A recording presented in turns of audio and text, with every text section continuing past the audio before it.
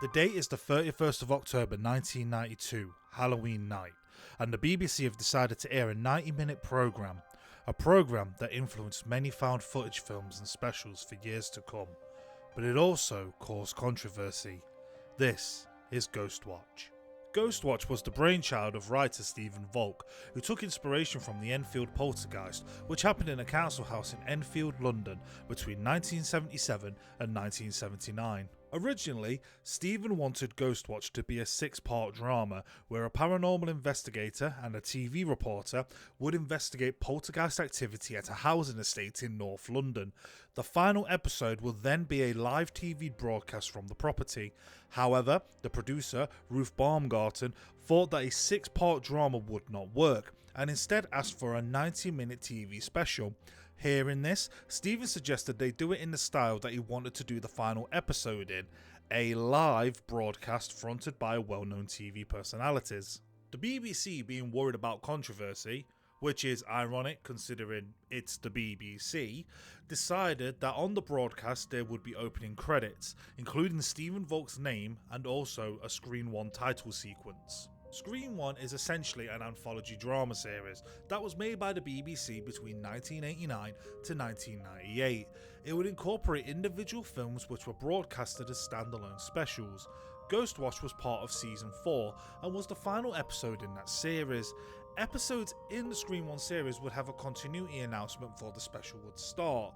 This way, this will make viewers aware of what was coming on next. This will be important later on.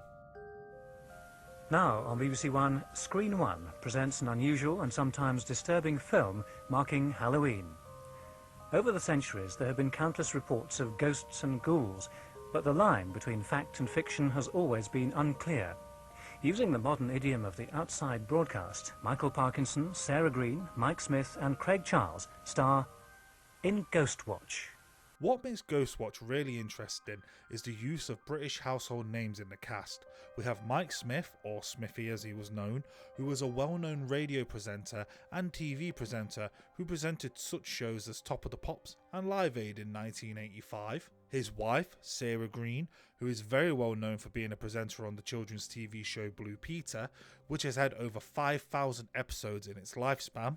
Craig Charles, who people will know from the comedy show Red Dwarf, but is also known for presenting Robot Wars and Takeshi's Castle. And then there's the legendary Michael Parkinson, a British icon in TV and radio with his chat show Parkinson. These 4 names are names that as a British viewer you can trust and therefore would happily watch a show with them in, and even let your children watch a show with them in. This could be seen as one of the first mistakes of Ghostwatch. There was also inspiration from the 1938 radio broadcast of Orson Welles' War of the Worlds, in which people believed it was really happening, which really it can be seen as foreshadowing, sadly. The special has 2 locations: the studio, where we would see Michael Parkinson talk to parapsychologist Dr. Lynn Pascal, played by Gillian Bevan, and also see Mike Smith in the call-in section, and then the house itself at the fictional Foxhill Drive, where Craig Charles and Sarah Green would be. Craig would spend most of the time outside of the house talking to neighbours and other people, while Sarah, with her cameraman and sound guy, would be in the house with the family. The family would consist of mother, Pamela Early, played by Britt Brennan, and her 2 daughters, Suzanne and Kim, played by real-life sisters Michelle and Charisse Wesson. There is also the ghost, played by Keith Ferrari, who we'll get to know as Pipes, or Mr. Pipes. Now, before we go into the main story of the special, this is your spoiler warning, so please, if you do not want anything spoiled, leave the video, watch Ghostwatch, and then come back. And with that out of the way, let's look at Ghostwatch.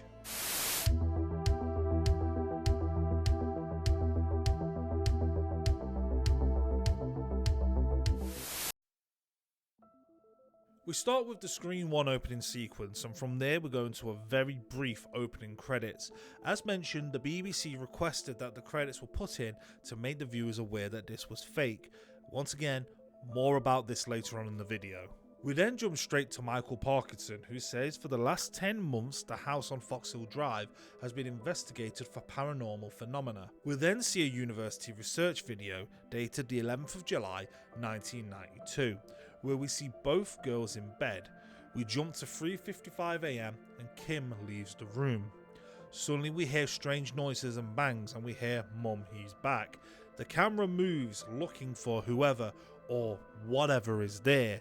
The camera's moving like that because the director wanted the footage from the university to feel more amateur, but she also took inspiration from the supermarket, where cameras will hunt and try and track and follow shoplifters. It's effective because it does make you wonder, has the camera actually caught the ghost? Suddenly the light bulb explodes in the bedroom, and after viewing it for the first time, I'm having feelings of Paranormal Activity 3. Not because Paranormal Activity 3 is copying Ghostwatch, but because of the camera in the sister's bedroom and things are happening. It is said that the creator of Paranormal Activity, Oren Pele, was inspired by Ghostwatch when he made the first movie, so without Ghostwatch there might have not been a Paranormal Activity scaring a modern audience. We then cut to the BBC crew loading up their vans with that classic 90s cheesy intro and the music, and I have to admit that music is pretty catchy. We then see Fox Hill Drive, and we are told we are live at Fox Hill Drive. Of course, this is not the case. The show was actually pre-recorded and it was made to appear live. In fact, all of the shots done at Fox Hill Drive were done in the summer of 1992, and they had to pretend it was a cold October night, when in reality it was actually really warm. The studio sections were filmed months later, and then had to be put together to make it appear that it was filmed all on the same night. One of the hardest parts was actually the TV screens. Apparently this is because normally there is a live feed on those type of screens and not a pre-recorded film. The director Leslie Manning said that behind the screens it was like a Sony VCR junkyard with the amount of VHS players there were to make everything work. We then meet Dr. Lynn Pascal, and throughout the show I actually started to root and feel for her. This is because Parkinson basically plays a bit of a skeptic towards her, especially as things begin to amp up. She tries her best to explain what's going on, and at points Parky does not believe her. It gets even worse when the American skeptic appears later on in the show. We then meet Craig Charles at Fox Hill, who explains he'll be interviewing Pam early about what is going on. Craig plays the cheeky chappy type, a role that he is very good at playing. He also works as the comic relief for the show, even to the point of jump scaring Sarah later on. As we go back to the studio, we meet Mike Smith with the Ghostwatch phone team. This part of the studio is where actual viewers could call in. The telephone number was a legit BBC number used for many of their shows. We do actually get people calling in during the show, however, these are scripted call-ins and not real people. We'll talk about the phone line later on in the video. As mentioned, Mike Smith and Sarah Green are married, therefore it really pushes the strong realistic feel for the show. As things start to go wrong at Fox Hill Drive, you feel for Mike as all he can do is watch as his wife is stuck there. We then find out from an interview with Pam that the haunting has been very destructive. Plates and cups have been smashed, a broken tap with strange smells, stains on clothes from out of nowhere, central heating breaking. She says that the haunting has wrecked her home and also her family. We then start the conversation between Dr. Pascal and Parkinson. Parkinson asks what can be done in this situation, and Pascal says the first thing to do is believe them. Of course, Parkinson says it's hard to believe, and a majority of the special is them two talking, and it works so well. The chemistry between these two actors is amazing, and you feel for them as they're batting backwards and forwards, especially later in the film when Parkinson gets more and more frustrated. We are finally introduced to Sarah Green. We then meet Alan Demescu, who is an engineer and a member of the Society of Psychical Research. He explains that he is going to be researching into things such as footsteps, temperature changes, all the way up to physical apparition. We then get told that there are cameras all in the house and they will be detecting cold. And as you see through the show, cameras are placed throughout the house, once again giving a found footage vibe, especially Paranormal Activity. We also then get shown a heat vision camera, which of course is a form of foreshadowing, which we'll see later on. Sarah and her team then go into the house for now, and things all seem fine. And this is where I think is a strong point of the show. What you need to remember is this is a slow burn of a show. It's meant to be presented as a live broadcast, and with any live broadcast, you may get dips of nothingness and talking. If you come into Ghostwatch thinking that from the get-go things are going to happen and ghosts pop up, you are mistaken. It's the build of the atmosphere, it's the quick glimpses that you'll see, the footage scrambling or cutting off, and the things that you might have thought you saw that will push the scariness for it until the big crescendo at the end. We then start taking phone calls. The first phone call explains that the footage in the bedroom has a figure near the curtains. The caller says that it's a woman in a black dress. Of course, we get to know them as Pipes. We then get the exposition from Sarah. We find out that it began on the 28th of December 1991, when Suzanne went to bed and thought that her mum had tucked her in, but it turns out that it wasn't her. A few days later, noises such as banging came from Pam's bedroom. Pam advised that it was the pipes in the central heating. Of course, when the banging would continue, the camera then points to the curtains.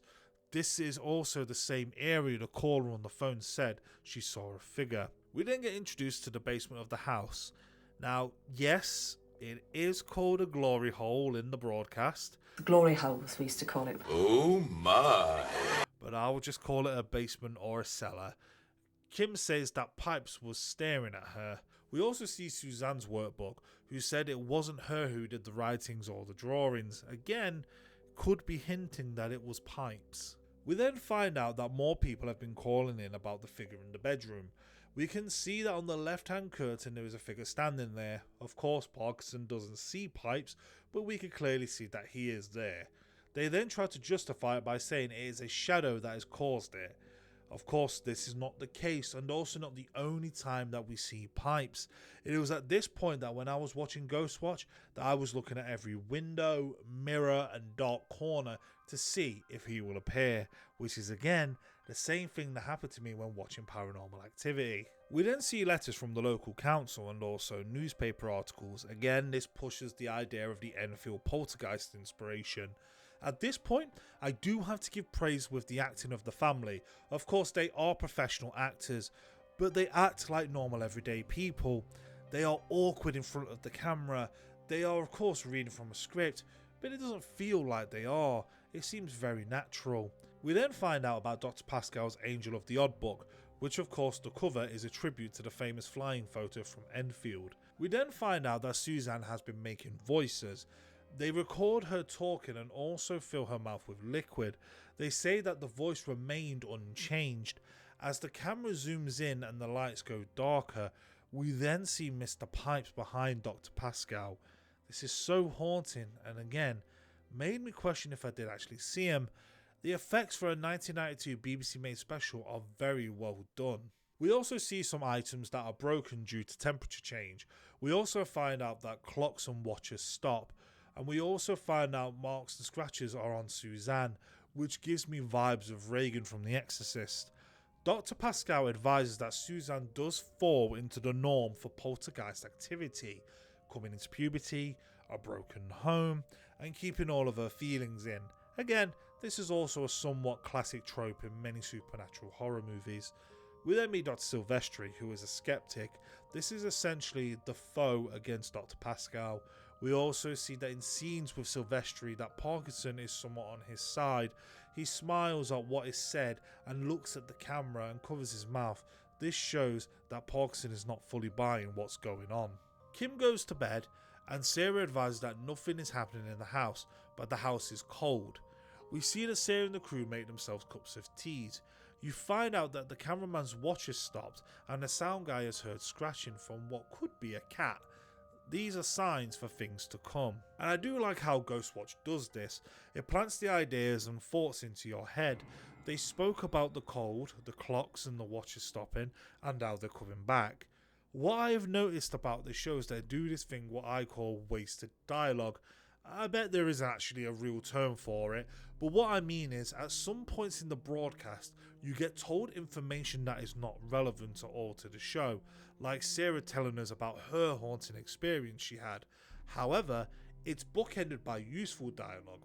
So in this case, we find out about the watches and clocks stopping when Parkinson and Dr. Pascal were talking. Then we spoke to Sarah about her haunting experience, and then followed by the cameraman and the sound guy talking about noises and the watch stopping.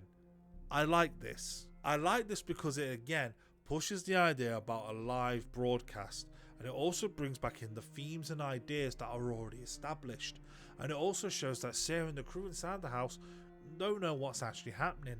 Maybe Parkinson and Dr. Pascal have not told them about the temperature drops or even the clock stopping. We then hear some stories about paranormal incidences from a gentleman who wants to remain anonymous. We then jump to Craig Charles, who again does not take it seriously. He talks about how Foxhill Drive is the UK's equivalent to Amityville and says how he hates Halloween and witches. Of course, the people living there tell him it's not a joke and talk about how a girl went missing in the playground and talk about a pregnant dog being found that was butchered. We then have Craig talk to a gentleman called Arthur Lacey, who tried to exorcise Foxhill Drive, but they are not alone. Mr. Pipes is behind the girl in the blue coat, and I'm not going to lie, this is one of the appearances I do not like in the special. It's way too obvious and in your face, and it's also too light. You can see how Mr. Pipes looks, which does take away some of the mystery. We then cut back to Sarah, who shows the viewers that the carpet in the living room is wet and in a circle. They then check the light fitting to make sure that there are no leaks. Dr. Pascal then asks for a sample, and she explains that this is typical poltergeist activity. Suzanne wakes up and asks for a drink. As Sarah tries to turn the tap, the water bursts out of the tap. We are now seeing more activity happening from Foxhill Drive, and as you can tell, we are going through the slow burn. Now this can put off some people, as you may feel that nothing is happening, but I think it works in its favour, and at parts it does actually give me a little bit of a Lake Mungo vibe. We are slowly going through, building up tension until that big payoff at the end. We then start hearing more phone calls come in. We hear about plates flying as the caller was eating a pickle sandwich. Again, Parkinson says that this is a prank call. What is funny though is that years later, a UK TV show called Most Haunted would also do live shows, and people would call and text in with their weird supernatural experiences. Mary loves Dick. Mary loves Dick. As we return back to Foxhill Drive, Sarah and the crew are investigating upstairs when the children come rushing in. We then hear banging as the children says it's pipes. As Sarah's downstairs, we see a trail of children's pictures on the floor. Sarah then gets scared by a cat. The camera follows Sarah up, and we again see pipes, this time in the reflection of the window. When I first sat down to watch Ghostwatch, I did have the feeling that pipes would appear in the shadows and the reflections and in some corners of the room, in the style of a classic ghost story, but this reflection shot did actually get me. I think it's one of the more strongest shots in the production. But again, it does beg the question, why can't the crew see him in the reflection if the camera is pointing straight at him? It's really not a glimpse either, you do get a good look at pipes. We then start hearing banging. Sarah goes running upstairs only to find out that Suzanne is not in bed. As the cameras go looking for Suzanne, we find out that she is banging the pipes. Suzanne says it wasn't her, and the camera cuts away. Parkinson then advises the viewers that this was nothing more than a hoax and starts to argue with Dr. Pascal, who is still trying to defend that it was real. I love this part as you have the tension, and Parkinson's acting is brilliant, the looks on his face and his tone. This is also taking inspiration from the Enfield poltergeist, where Jeanette Hodgson was caught on video bending spoons and banging a broom handle on the ceiling. Parkinson then speaks to Suzanne. Suzanne admits that she was making the noises as this is what they wanted. The acting by all the cast is really good, as you can feel the disappointment and the frustration. Dr. Pascal then says that whatever is happening in the house seems to be muddying the waters. We then go to the phone lines to find out that more calls are coming in, all with similar descriptions about pipes. We then go to a lady called Laura who is telling her own ghost story. As she is talking, the video goes wrong. Could this be Mr. Pipes? Parkinson then says that it could be their poltergeist coming through. Again, still thinking it's all a joke.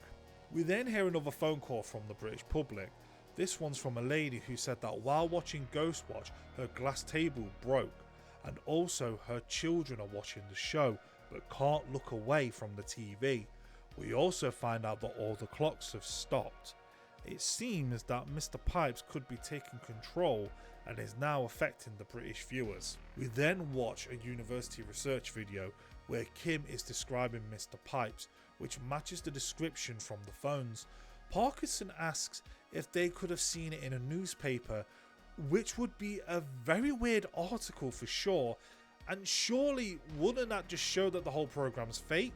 Or am I just overthinking this? Suddenly we cut back to Fox Hill Drive, where we start to hear cats meowing.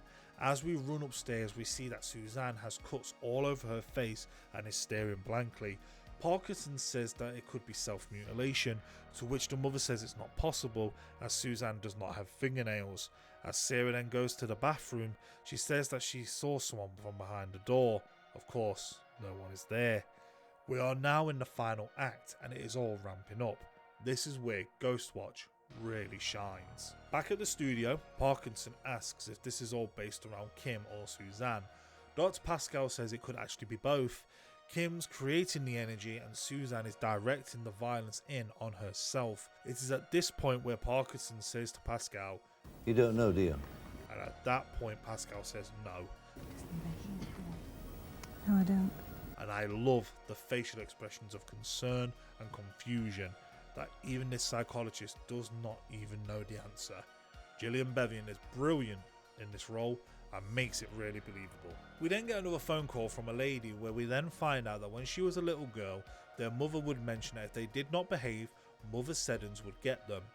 We also then find out that Mother Seddons was actually a real person and was actually a baby farmer who murdered children. We also find out that Mother Seddons lived on what is now Fox Hill Drive, and that she thinks that the house could be where she lived. As we go back to the house, we find out that Kim is talking to Pipes, who says that he looks like somebody's mum. This could link into the Mother Seddons story. The crew then decide to get the children out of the house. As the camera pans around, we again see Pipe in the curtains. This time, the camera actually pans back to see if they saw what they saw. Of course, Pipes is gone.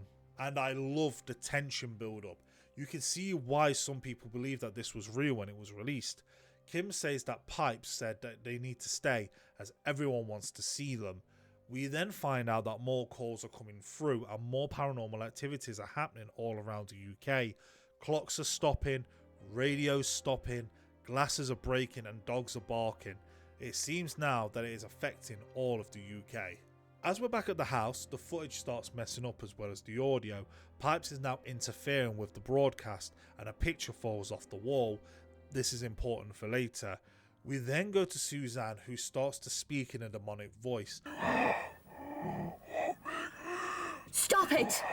Stop it! At this point, I was looking all around the screen for Pipes. I felt a bit of my paranoia starting to rise because I was expecting him to jump out. This is a brilliant final act. Sarah is then looking for Kim. We see the lights are off in the kitchen, but the fridge is open. Kim is hiding behind the fridge door. We then start seeing the mirror on the wall shake and we hear cats meowing from the basement. As they remove the barricade, the basement door opens and we see Pipes behind the door.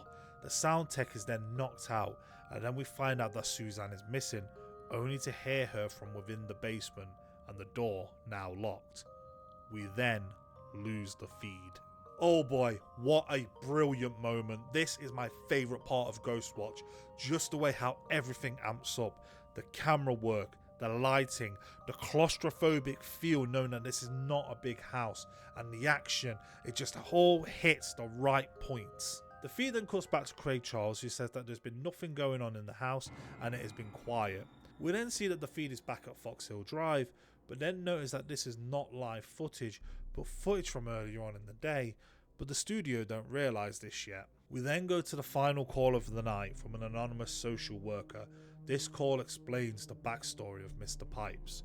We come to find out that in the 60s, the tenants of Fox Hill Drive subletted a room to their nephew Raymond Tunstall. We find out that he was a disturbed paedophile who developed paranoid fantasies when he moved to Fox Hill Drive, saying that a woman lived in his body trying to take over. He would wear dresses and it would make him do things that he didn't want to do. He said the only way to stop it was to take his own life under the stairs. His aunt and uncle were away on holiday and he was found 12 days later. Tunstall had a lot of cats who would cry and scream as the cats were locked in with him and were hungry. They began to eat the body of Raymond Tunstall. Just reading the backstory gives me chills down my spine. It is so good, and praise to Stephen Volk for this writing. Parkinson says that it's all nonsense and to close the phone lines and take no more calls. Dr. Pascal and Parkinson again begin to argue as she wants to keep the lines open. Dr. Pascal then figures out that the footage is not live due to the picture not being on the wall and it's pre-taped from earlier on, and that the spirit is in the machine. Mr. Pipes then starts jumping the footage around. Suddenly we then find out that a seance has been created across the UK to bring Mr. Pipes into everyone's home. We're also finding out that Suzanne has not been rescued from the house. We then cut back into the house where we see the heat vision camera being used, and I'm getting very strong Wreck vibes and also Blair Witch vibes when they use night vision. Chris the cameraman and Sarah are trying to save Suzanne in the house. We are then cutting between the house and the studio as lights begin to explode in the studio. Sarah then goes to the basement door only to find that the door is open and Sarah gets pulled in. As the cellar door slams shut, we see another light explode in the studio only to see Mr. Pipes stood next to it watching over the destruction. He has made it through. The studio then gets evacuated when we find out that Parkinson is the only one left. As the camera fades back in, we see Parkinson walking around, slowly coming towards the camera, and then he starts saying nursery rhymes. We find out that Parkinson is now possessed. The camera then cuts off. Studio. Autocue's working. Round and round the garden, like a teddy bear.